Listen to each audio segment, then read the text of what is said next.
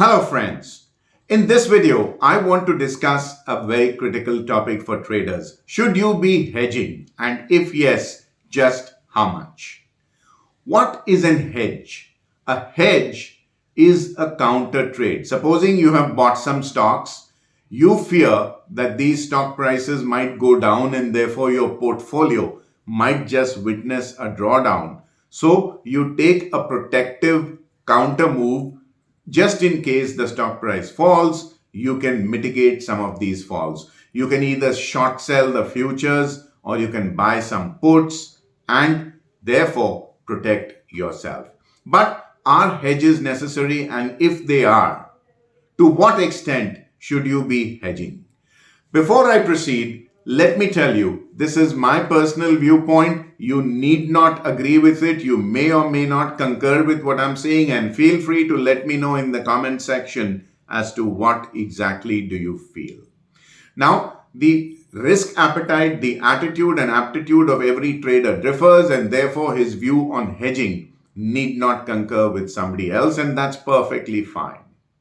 Now, you're not hedging only in the stock markets. You're actually hedging in life.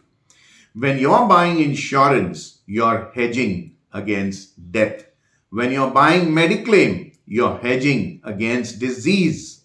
So mediclaim is you stay alive, but you fall unwell, and life insurances, you may die, and therefore you're providing your family with a corpus after your death.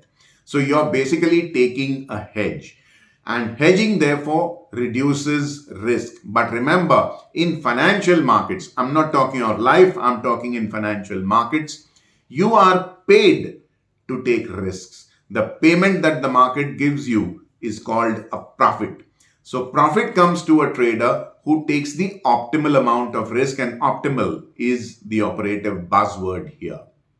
Now, should you be hedging all your trades? And if yes, how much?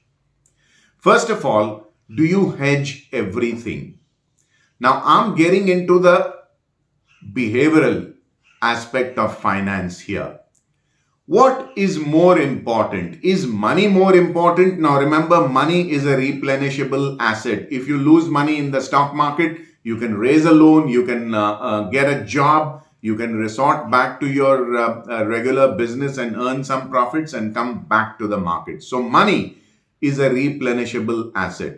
Is marriage a replenishable asset? It is. You can get a divorce, but can get married again. But it's not as easily replenished as money is.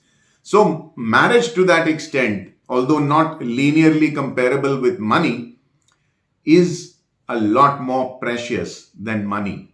And therefore, you should be scared about it not going your way. Do you hedge your marriage by having a girlfriend or a boyfriend in addition to a husband or wife? No, you don't. Why? Because you work extra hard towards making the marriage work. Can we extrapolate that in our financial lives as we do in our married and personal lives? The answer is yes. Now let's get into the extent and quantum of hedging. I understand hedging is important, and we all do that once in a while. But what if you can research extra hard, you can build a better statistical trading model, which we basically keep working on all the time. IBEX is our statistical trading model. Barracuda is our behavioral finance model. You've seen both of them in action in my other videos. So we keep upgrading those. Obviously, we still hedge once in a while. But what if instead of taking a money back or an endowment policy on your life, wherein you have to put in large amounts of money, you can take a term plan wherein you can get insured for a couple of million rupees by paying a few $1,000 as insurance premium. Remember that the safer you make yourself by hedging, the smaller will be your take-home profits. Peace and better sleep at night has a cost attached to it. In financial markets, it means lower profits. So, work a little more. See to it that the probabilities of success are tilted more and more in your favor by working extra hard on the probabilities of success and getting into better trade setups before you enter a trade, so that you're automatically having a lead over the others, which forms a crowd in the market. To that extent, you will have to take smaller hedges. And the smaller you hedge, the higher will be your take home profits. Those of you who know me long enough know that I'm a pioneering commodities trader in this country. My book is the first book to be recognized by the National Commodities and Derivatives Exchange as a guidebook. It has been approved by the Government of Maharashtra, University of Mumbai as a SYBCom textbook. Now, I follow commodities, especially energy markets, particularly seriously. Let's talk about hedging.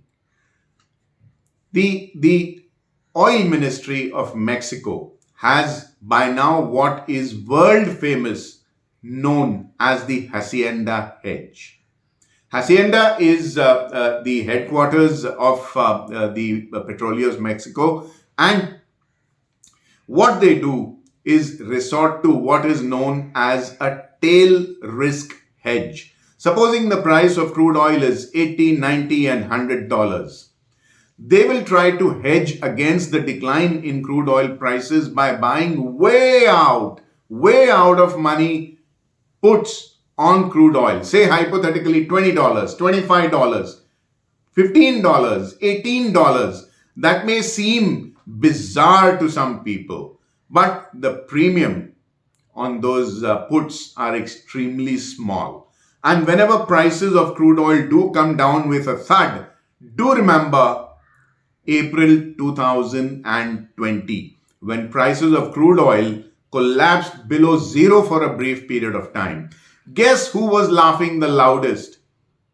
Guess, the Hacienda Hedge. These guys made billions of dollars on their hedges, even though they had hedged very, very conservatively. And the Hacienda Hedge is called, like I said, the tail risk hedge. Extremely conservative at the fag end of the tail of the whipsaw, but it paid off beautifully well.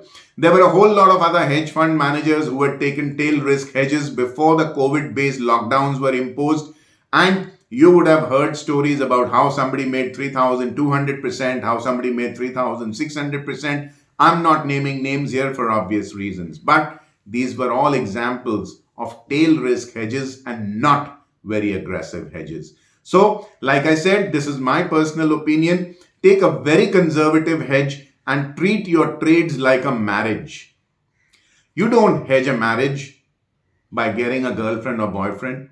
Or if you want to hedge your marriage, you hedge it by working hard on making the marriage work. So work extra hard to make your trades even more profitable and precise.